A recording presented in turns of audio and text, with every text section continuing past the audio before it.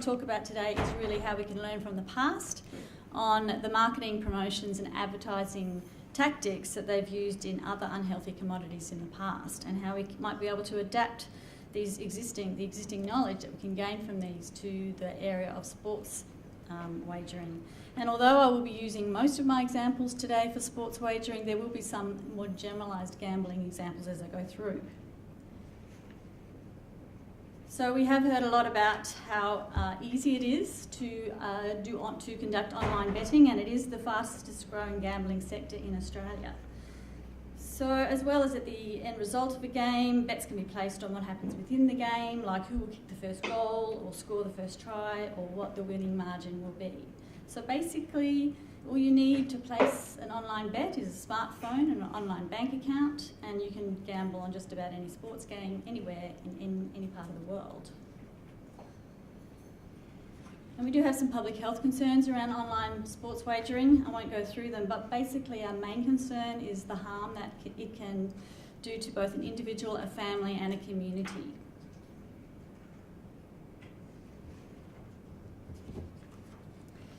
So I'm going to be focusing on three major industries today, and they will be fast food, tobacco and alcohol.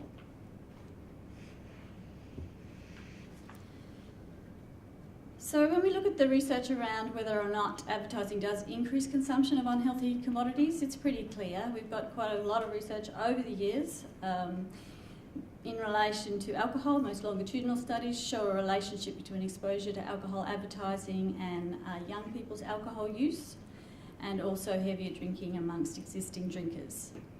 We've also know that each alcohol advertisement viewed by 15 to 26-year-olds has found to increase their alcohol consumption by 1%. In relation to tobacco, there's a lot of evidence. The one I want to talk about today, or briefly talk about, is that at sporting events there has been evidence to link increased awareness, experimentation and use of tobacco products with advertising. And in the big food area, just last week we had a report released by WHO and another one here released this year, which showed that unhealthy food advertising exposure did significantly increase food consumption in children, but not necessarily adults. And television and internet advertising were equally impactful. So there's plenty of evidence to show that advertising does increase consumption of unhealthy commodities.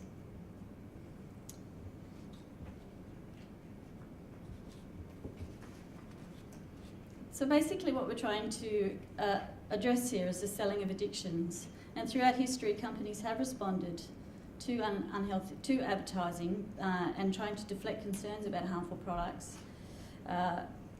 Promotion, sponsorship, underage consumption, tax increases. They've also developed similar health education, health promotion programs to the public health sector to try to deflect these concerns. And although we're not saying that all education campaigns that have been produced by industry are ineffective, we are suggesting that most of them are, and most of them have a deflection strategy involved in them. And I think it's now time to say it's gambling's turn to respond to these increasing concerns. Some work we did at FAWA looked at the 5 top industry strategies, and these are the strategies that industry used to try to deflect these public health concerns. The first is arguing against increasing tax. The second is looking at marketing for youth. The third is looking at targeting through sponsorship. The fourth, arguing that health warning labels are ineffective. And the final one is running their own public awareness and education programs, which try to shape public opinion and influence government, demonstrate responsible corporate citizenship. So expanding on research conducted, today I want to look at 4 of these 5 industry strategies. The one I won't be looking at is tax increases. The one I'll spend most of my time on is marketing to young people. So let's have a look and see what we can learn from the past. Humour. So whether it's the form of an animal, a funny slogan, an illustration, humour has always been used to disarm an audience and make them warm up to a product.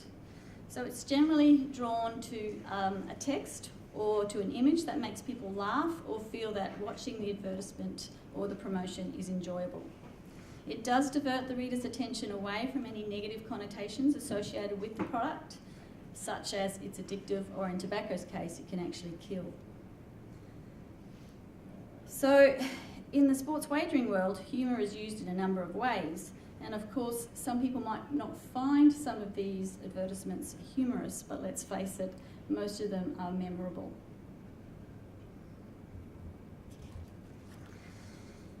Image selection is a powerful marketing tool. You can see here how Philip Morris used images to attract young women smokers. With cigarettes, it's the package that's important, and we often call it the silent salesman. A review of industry documents have confirmed that companies do invest significant research into pack design to communicate specific messages to certain subgroups, including young people. In the early 1990s, a presenter addressing marketing staff at Philip Morris remarked, "Packs aimed at younger women should be sleek, slick, flashy, glittery, shiny, silky and bold." As online sports wagering is a pretty standardised product with no package, there is a need for them to create imagery to promote their product and create relevance. So these images communicate the personality of online wagering or promote the appeal of online betting, such as the girls in green here. And for the marketers in the room, you will have heard, unfortunately you won't be able to see this picture, but for the marketers in the room, you'll have heard of the list of 3, which is commonly used to persuade because they're simple, snappy, easily repeatable, and therefore easy to remember. In the case of Sportsbet, which unfortunately isn't showing, it's faster, easier, and betterer, not even good English, and we have seen this tactic used also in junk food marketing like KFC, or in this case, Coca-Cola, it's the real thing.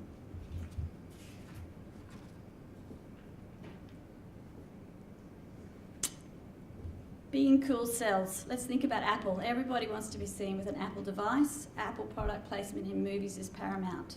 We know that alcohol advertisements portray certain ages, gender and fun-loving young social people, that these appeal to audiences, and then they develop corresponding mental images of the type of person who drinks alcohol. People may perceive that drinkers possess positive personal attributes after seeing flattering depictions in advertisements. We've seen that both in alcohol and tobacco.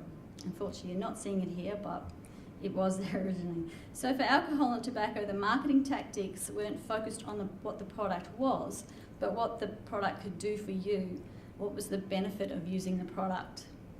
As an example, did you know that research has identified that consumers perceive whiskey drinkers to be more friendly, relaxed, fun-loving, happy, manly, successful, sophisticated, good-looking? And those heavily exposed to beer advertising tend to perceive beer drinkers as more adult, fun-loving, young, friendly and happy. And we see the same tactics being used in sports betting, stressing the importance of being with friends, using the latest technology and hanging out with your mates.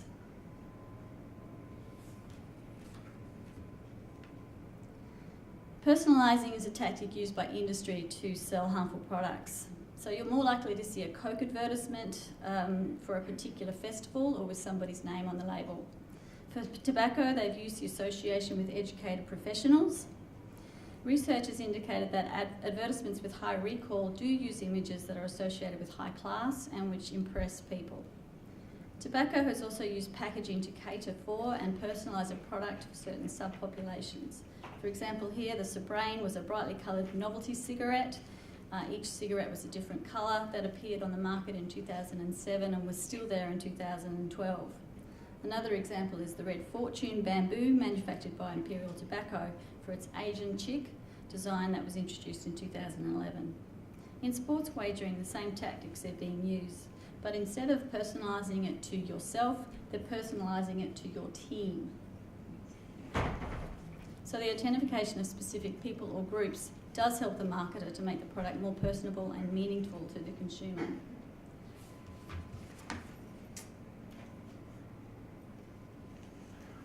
This is the latest Victorian Bitter ad. Victoria Bitter is the big beer that rewards hard work, on the field or off it. This summer, Victoria Bitter is giving Australians a once-in-a-lifetime chance to earn a place on the Australian cricket team. Tell us your story to have your name or a mate feature an Australian cricket player on the Victoria Bitter One Day International Series. Check it. Victoria Bitter is the beer that rewards hard work, on the field or off it.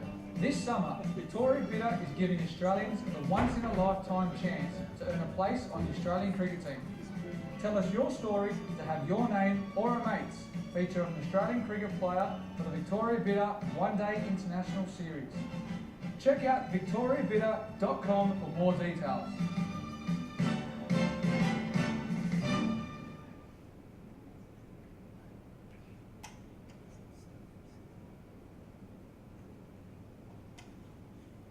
So I can't see that on my screen here. Oh, just click, and then you'll be like.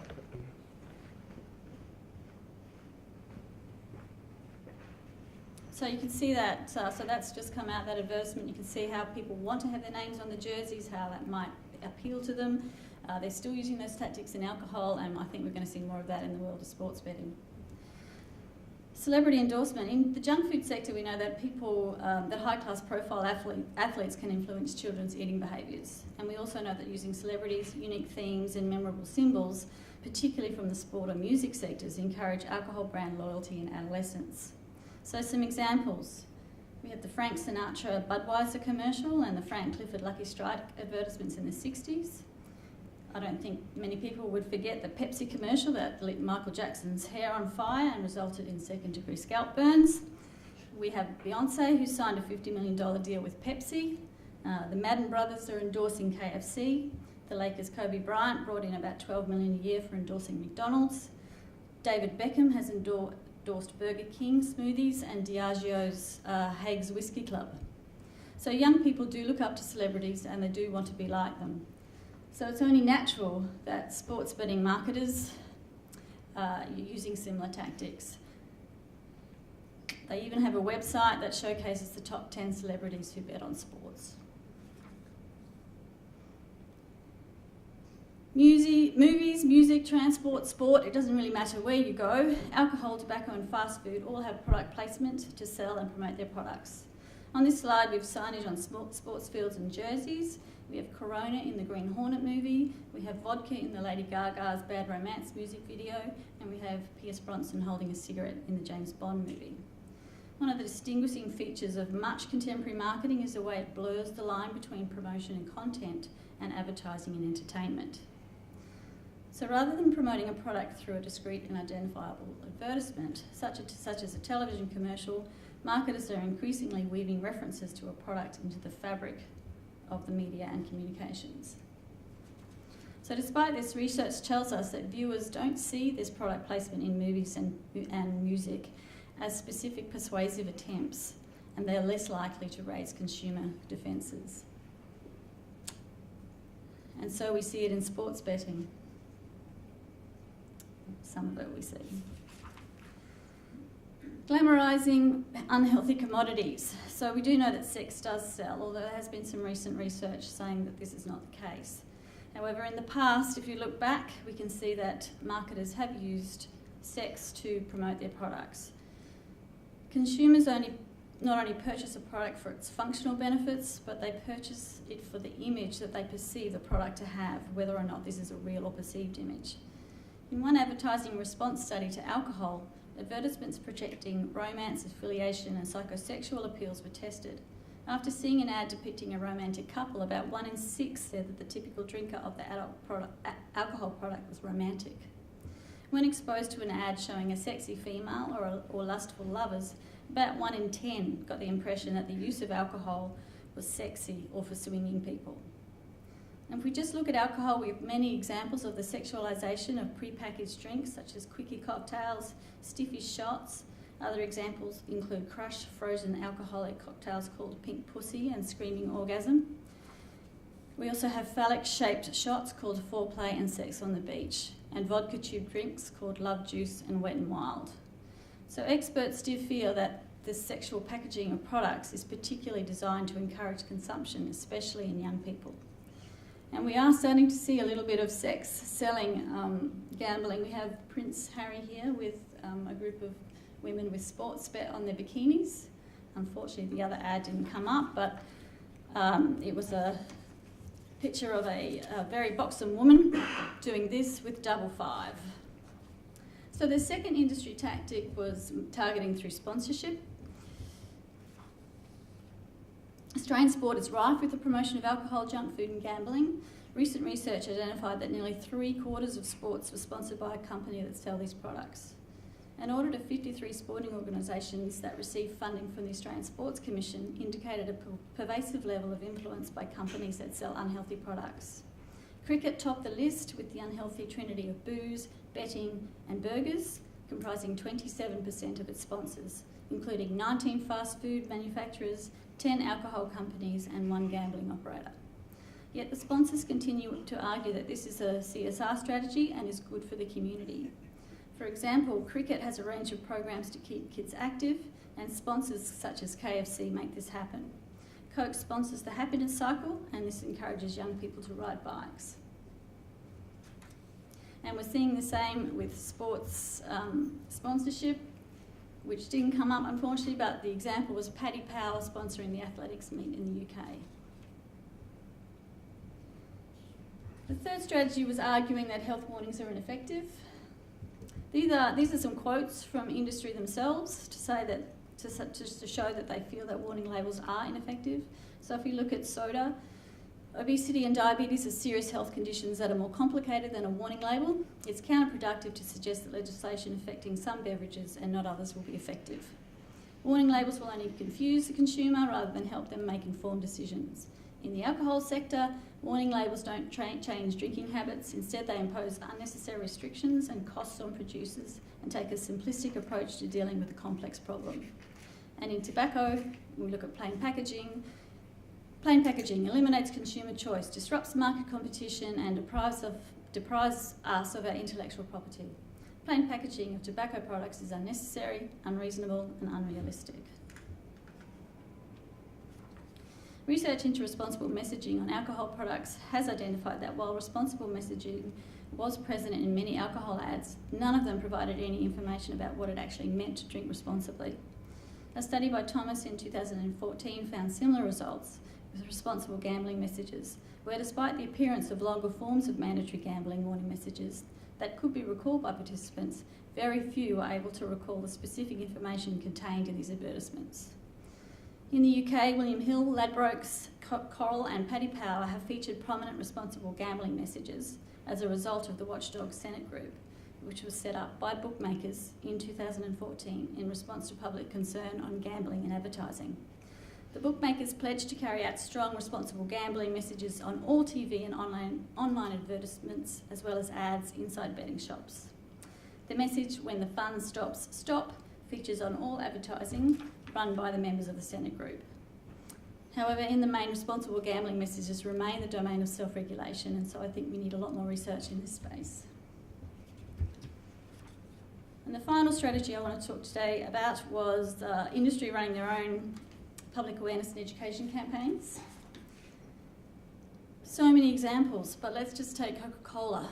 It has positioned itself as wanting to be part of the solution to the obesity epidemic by increasing the availability of smaller portion sizes, offering more low kilojoule products and supporting physical activity programs.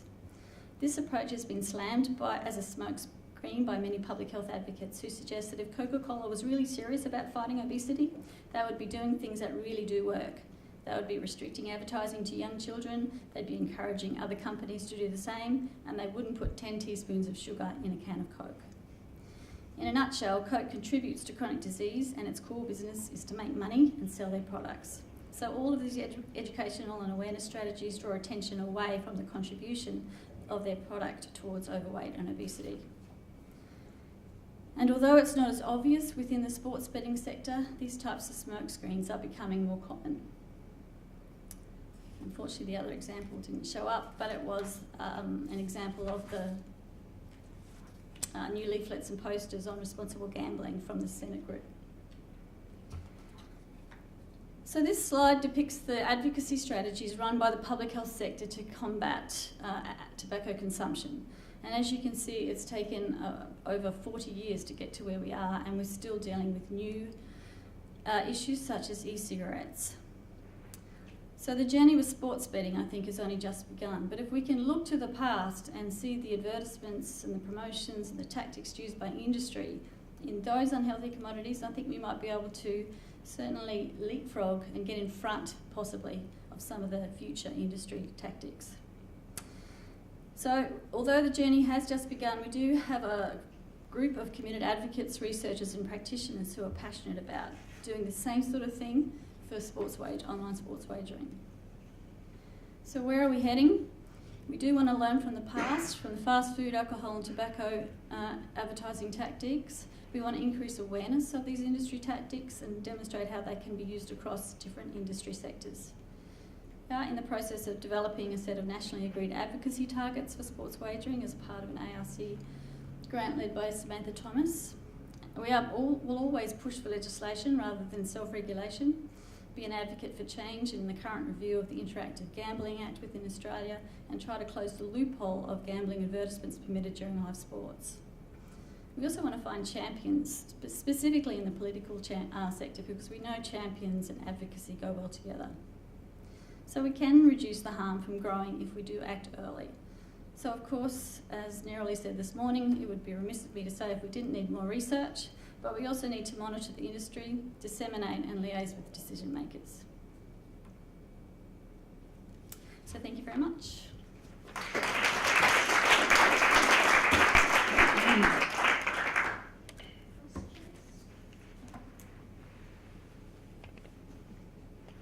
Could you just talk a little bit about the mediums used to advertise sports betting, and what might be the priority ones that we as advocates might want to target, bearing in mind that we've now got product placement on the umpires, on the stumps, on the ball. We've got sporting grounds with 360-degree moving images along the boundary. Bet now, bet now. We've got all that sort of stuff happening. So we've got a much different mediums environment than the good old days when it was just radio and black and white TV. Yeah, and I think the next paper from Samantha is going to talk about the mediums, I think, that are being used in online sports betting. But, basically, we have to consider things like Twitter, Facebook, all that online internet. But, the things that we're doing in Western Australia to try to combat some of these things, like Healthways buying out sponsorship of alcohol and fast food in sports. So we've just signed another deal with cricket, for example, to take all the alcohol sponsorship off cricket. That includes ground sponsorship, off jerseys, off balls. The only thing they're allowed to do is porridge rights. So there's no signage at all at the grounds, not on their websites, nowhere. So we're starting to do that. It's a very expensive process. So Healthway is funded through tobacco tax. We've already done that with tobacco. We're currently doing it with alcohol, and we're moving into fast food. So there are options available, and that's why I think. Sorry, it is. Yes, they now have a policy on sports betting. So that's why I think it's important to learn from the past and take it into the future with us. Can you just repeat what you said about where that's been removed from? There's alcohol advertising. Yeah. So we've bought out alcohol advertising of a number of sports: basketball, cricket, netball, soccer. So we've taken it off jerseys. We've taken it off signage on sports grounds. Across the state? Yep, so anything across anything that sport is associated with. So if they own a ground, so the WACA, the West Australian Cricket Association, is also the ground where they play the cricket, there is no signage there. The only thing we don't have control over is if it's a national, so if a test is coming and they're still sponsored, like the Big Bash, still sponsored by KFC, then we can't, we don't have any control over that. But we do have control over the state-based agency and all of their promotions and advertising. And that's across all states in Australia? No, only Western Australia. Okay. More enlightened. Can I ask you something? All the beautiful photos, the ads where when you see them, you can see that they target a certain group, like young women, like you said, and men. But what about the counter campaign, for example, for responsible drinking or responsible gambling? Are they ever targeting towards men and women, or like this ad where it just said you need to stop. What was the stop? Before the Yeah. fun stop. Yeah, Yep. yeah. So that's for everyone, but do you think there should be more this kind of campaigns targeting those who are the most vulnerable or at risk to? So that was an industry-funded campaign, so that's probably why it's quite generic. Whereas if we had the funds and if we can get our act together, I think we would be targeting the same group of people that the marketers target, and for sports betting at the moment it's young males. So we would target the same group, that would make sense. Or possibly who influences the young males, so that could also be families and partners. Can I just ask, I think in Denmark we have a big problem with consumer protection in the area of kids less than 18 years old. We find it so difficult to prove that an ad is directed at kids. Do you have any kind of tools or ideas for where to go to, like, what are you exactly looking for to actually nail them and say, no, this is actually targeting youth? Yeah, so there are some general things that we start with, and that is cartoons, movies targeting children, some of the words that are more commonly used in young people. So they're the things we start with. But we also know that colours and humour and all those other things also appeal to children, but also to adults. We have set up a new system in Western Australia where we can actually encourage the community to put a complaint in, so it doesn't go to the national board. It comes to a separate independent board that we've set up in Western Australia, and we have that independently assessed by 3 people, and then they make a conclusion whether or not it's targeting children, and then we take it to the national board. So it's a little bit more of an evidence base, a bit more of a push behind that, rather than just one person writing to the ARB. So we've only just started that. We'll have to see how that works. But we will be giving out awards at the end of the year for the most irresponsible industry advertising for children, so that sorts of things. So we'll shame them, and because it's a bit difficult to do anything else at the moment.